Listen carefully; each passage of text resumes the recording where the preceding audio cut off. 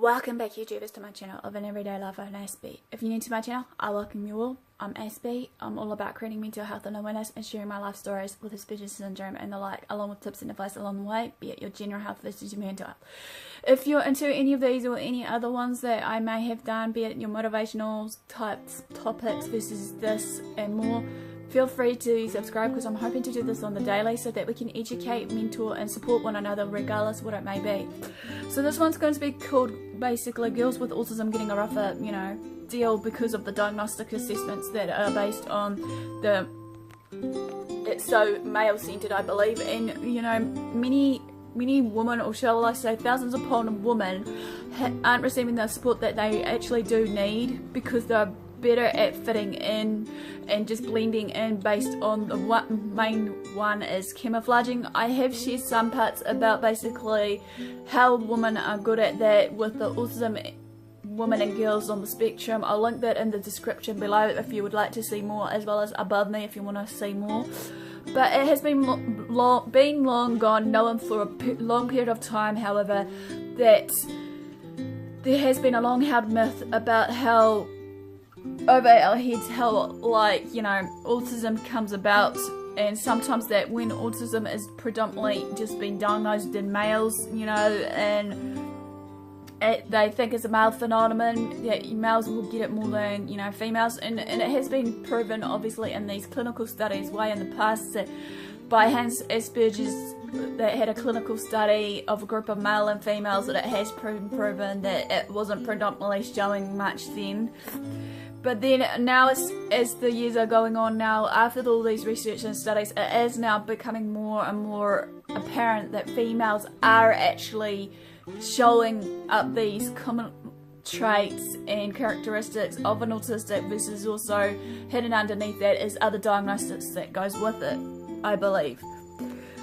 Based on this though, however, be it whatever it may be, however, that, besides being a male phenomenon, that boys are far more genetically or, biologically predisposed towards, these tendencies of autism or the characteristic traits than girls.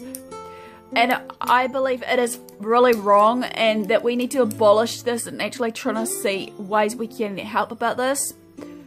I've also shared some other bits and pieces for the Autism and Girls series on my channel, and I might link it in the description below if you would like to know more, as well as also in saying this, get in the description. But as we all know that and strongly believe and understand that in itself, though, however, in this misdiagnosing, it has been found that women and girls faces a unique set of difficulties during the time of their process of getting a diagnosis, as said before, be it if they've got another diagnosis that's hidden underneath that shows the similar signs and symptoms, however. And I've heard it so many times before through family and friends and some other people on the spectrum, on the autistic community support group I'm in, that, it can be really frustrating, it can be annoying, and sometimes we like to know the answers, hearsay. The current male to female ratio of being diagnosed, however, is 4:1. And for us young females and girls with autism, we continue to express our continuation of frustrations, and we just tend to get ignored or just get swept under the carpet based on these, symptoms and what have you. Research has clearly shown, however, that many autistic girls has now become highly adept into using mimicry and performance to mask out or camouflage the presentation of their autistic traits. I'll be sharing more about autism and camouflaging the symptoms and characteristic traits hopefully in my next few videos over, but I'll just continue on what I'm briefly discussing here. I've already discussed the characteristic traits of female with autism, which again, I'll link it in the disclaimer or description, shall I say, or link it above me up here. If you want to click more, feel free to do so. However, I would like to address here, however, today that it's frequently the case that girls have fewer special interests than boys, or they may have similar interests basically with girls that doesn't have the autism spectrum disorder. That then making it harder to spot and recognise to get the actual right diagnosis. Also has been known and proven that girls are typically more sociable than boys. The reason I strongly believe that it is due to their social skills and heightened societal expectations of sociability that are simple, as we females have to exert or push ourselves even more harder with an extraordinary amount of energy that has upon us in the social situations, and to get tired, frustrated, stressed and more while we're doing these, you know, socializing and whatnot. I've shared something about socialization on this, about the social energy tank, what it means for me. If you want to know more, I'll link it in the description below, as well as above me, also in the card above me. So the question is, what can the medical experts or medical team do to make this better?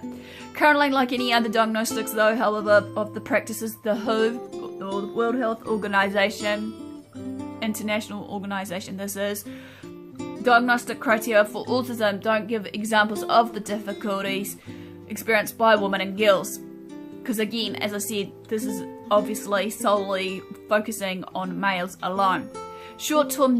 In the short term, however, therefore, this is important for practitioners to see their diagnosis as just not by ticking the boxes, you know, as saying, yep, this is what it is. It means that they'll need to create a developmental history, observing women in different situations and environments based on the assumed behaviours based on the intellect or social intuition and social cues and whatnot. However, I believe we do ultimately need better diagnostic tools and better training for the mental health professionals out there on the camouflaging effect and impact of gender in autism, especially in females I should say, since I'm addressing this. But to conclude this very short video, is the simple fact and reality is that more needs to be done so that women and girls don't struggle of the unnecessary means without having the right care and support in place for them.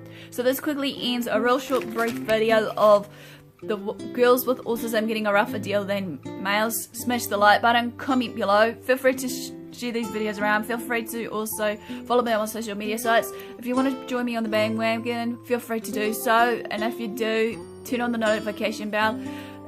And in saying this, hopefully we can abolish some of these and more. And all further ado, guys, thanks for your support, thanks for watching, do what you love what you do. Until next time, Aspie signing out, and I'll see you again soon. Ciao for now.